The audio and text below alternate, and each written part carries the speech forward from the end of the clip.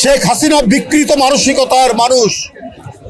উনি রক্ত দেখা ছাড়া বিরোধী দলের তার বিরোধী পক্ষের আর কিছুই তিনি মনে করেন না। আমি অন্তর্বর্তীকালীন সরকারের প্রতি আমি গতকালও বলেছি, আজকেও বলেছি,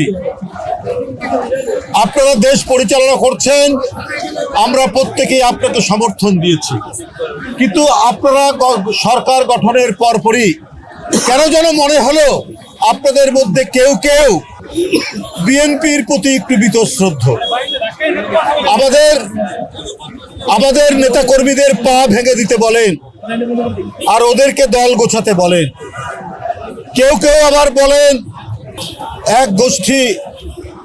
এক হিংস্র গোষ্ঠী চলে গেছে, সেই শূন্য স্থানে আরেকটা হিংস্র গোষ্ঠীকে আশাটা আমরা সেটা পূরণ করছে তারা।